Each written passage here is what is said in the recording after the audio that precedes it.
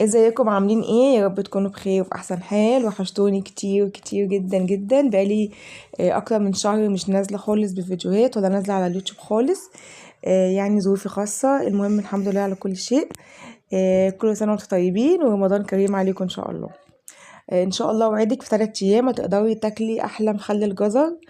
طعمه في منتهى الجميل. يلا بينا نسمي الله ونشوف عملنا ايه. بس قبل اي حاجه بالله عليكي حلفتك بالله حطي لايك واشتراك في القناه، كلمه اشتراك على الشمال اتكي عليها واختاري كلمه الكل. وهتلاقي جنبها كده جرس اتكي عليها وتكوني شرفتينا في القناه بتاعتنا. يلا نسمي الله ونقول عملنا ايه. ميه جزر قشرناه عادي كده، وبعد كده بقى قطعته بالسكينه بنفس الشكل. عندك سكينه مشرشره تمام، ما عندكيش استغني عنها وبالسكينه بتاعتنا عادي. يعني السكينه مشرشره بتدي طعم ايه، بتدي شكل، عفوا بتدي شكل حلو.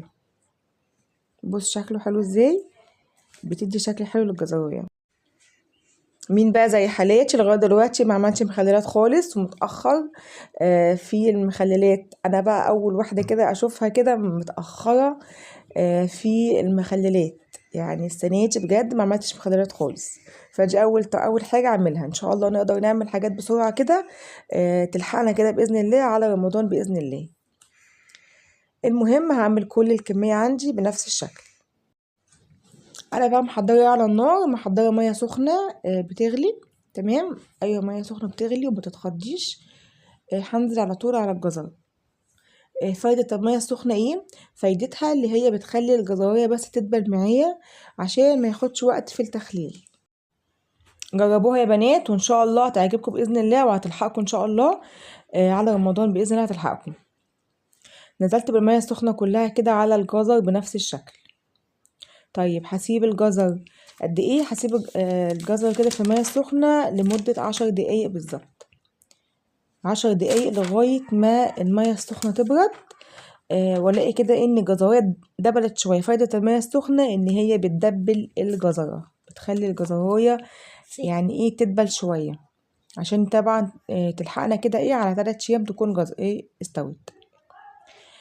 طيب بعد ال10 دقايق هعمل ايه؟ هاخده كده واصفي المية اللي فيه،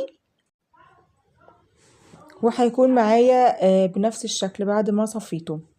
تمام. طيب ولا هحط بقى حبة بركة ولا عصفر ولا الكلام دوت. انا بس هستكفى بايه؟ هريسة شطة حمراء، هريسة فلفل احمر وفلفل اخضر. ده اللي انا هستكفى بيه. بيخلي ريحة الجزر حلوة جدا.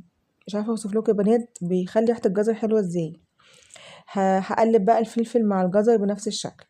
طيب محضرة ايه؟ محضرة برطمانات معقماها. حطاها كده في مية سخنة ومعقماها. لازم تكون البرطمانات معقمة. تمام. تمام. طيب هعمل ايه تاني؟ هاخد الجزر احط بصوا البرطمان معقم مزاب بمية سخنة. دي خطوة مهمة جدا. هبتدي ان انا انزل بالجزر عندي بنفس الشكل. حطيته في البرطمانات بنفس الشكل. ودي خطوة بقى مهمة، دي خطوة معروفة والناس كلها عارفاها، مش محتاجة ان انا اوريلكم واعرفكم انا بعمل ايه. بس طبعا لازم اعرفكم الفيديو ايه ماشي ازاي ومن اوله لاخره ماشي ازاي. طبعا الجزر لسه دافي كده شوية، عامل بخار ازاي في البرطمان عشان لسه دافي شوية، ما حطيتش عليه مية ساقعة.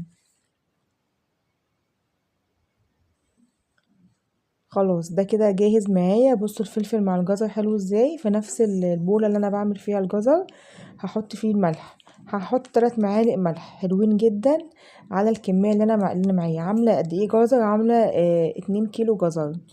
تمام. حطيت عليهم 3 معالق كبار هرميين كده من الملح. ونزلت بمية دافية، مية دافية مش سخنة، مية دافية خالص. وكمان لو حبها سبايسي شوية بقى حطي ايه معلقة من الشطة. الشطة اللي عندي دي كانت حامية جدا فاستكفيت بمعلقة صغيرة. هقلب بقى ايه الملح مع الشطة بنفس الشكل. هو دوت المحلول اللي احنا هنعمله للجزر. سهل جدا جدا واي حد مبتدئ يقدر يعمل الموضوع اللي احنا عاملينه دوت. هنزل بالمية عندي على الجزر. تمام. بصوا الشكل عامل ازاي في منتهى الجمال. لو لسه ما حطيتيش اللايك حطي اللايك لاختك لوجه الله كده عشان خاطر ربنا، بس حطي اللايك واشتركي في القناه. هتلاقيها كده على الشمال مكتوبه كلمه اشتراك، اتكي عليها، دي سهله جدا جدا مفيهاش اي حاجه خالص، وتكوني كبرتي القناه بتاعتي ان شاء الله. هنا نزلت بالميه كلها. عندي على الجزر لازم تكون الميه معديه الجزر. لو عندك بقى قشر برتقان غطي بيه. انا طبعا ما عنديش خالص قشر برتقان، كنت غطيت بيه بصراحه، ما عنديش. انت لو عندك غطي بيه. عندك قشر ليمون كده مش عايزاه برضو غطي بيه. خلاص هنا جاهز معايا، وانا بقى هنا بقولك 3 ايام بالظبط وهتاكلي منه ان شاء الله.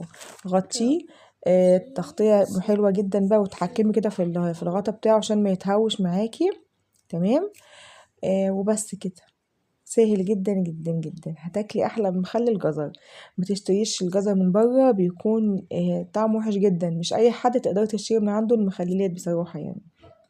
تمام. هنا بصي الحاجه عاملاها بعينك، وحاجه نضيفه وانت عارفه انت عامله ايه، والملح عامل فيه ايه.